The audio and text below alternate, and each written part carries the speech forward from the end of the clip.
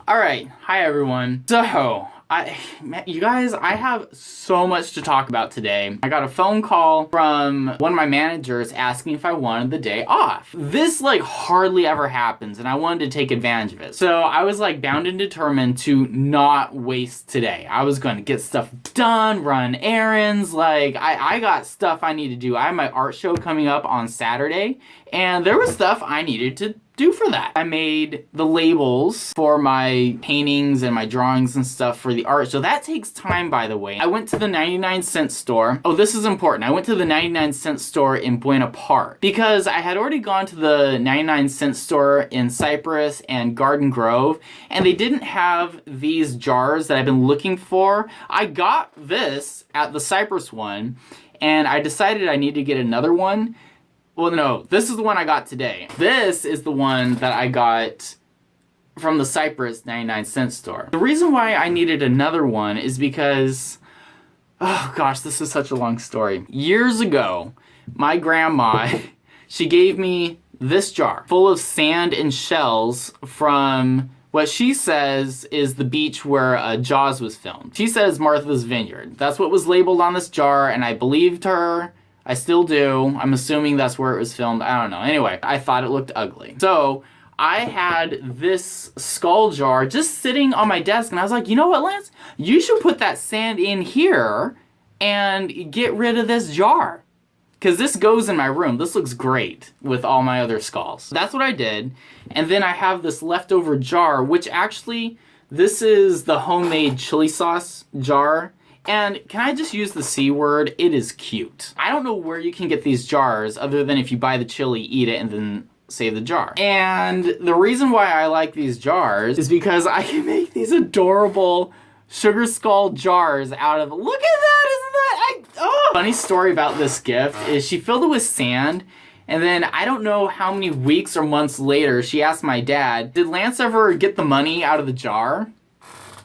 Why would I think that there's money in the sand? No, I hadn't found the money. Usually she'll get a box of Cheez-Its, open it up, put money in it, and then glue it back together so it looks like she's giving you a box of Cheez-Its for your birthday. But this was kind of a departure from what she usually does. For years, since I was, 6 years old, I've had this black sand from Tahiti. It's been in this bottle the entire time, and it doesn't have a lid.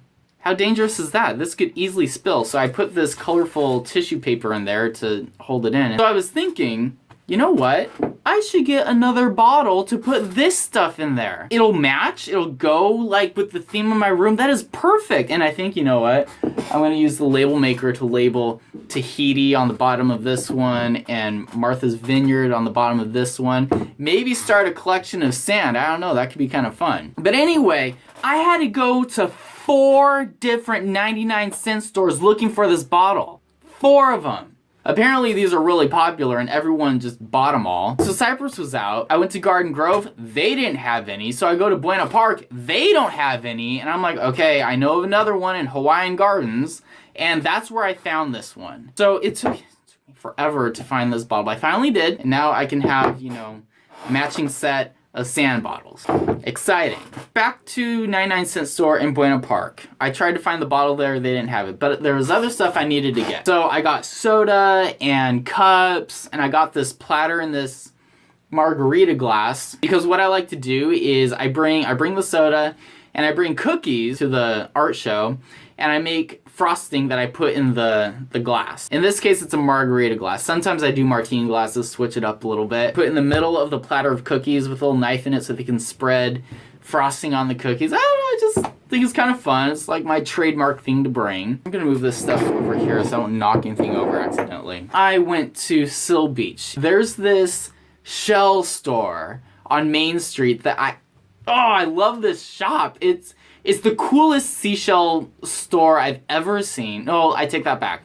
Second coolest. No, it's the first coolest. There's this other one in Morro Bay that is a shell store on steroids. But the one in Seal Beach is really awesome too. So I go down there and I had this idea pop into my mind for a little art project. I want to take a starfish and paint it with dots and then put it in a shadow box. I went to this store and bought some starfishes. You know, for whatever reason, they wrap them in newspaper like that's gonna protect them.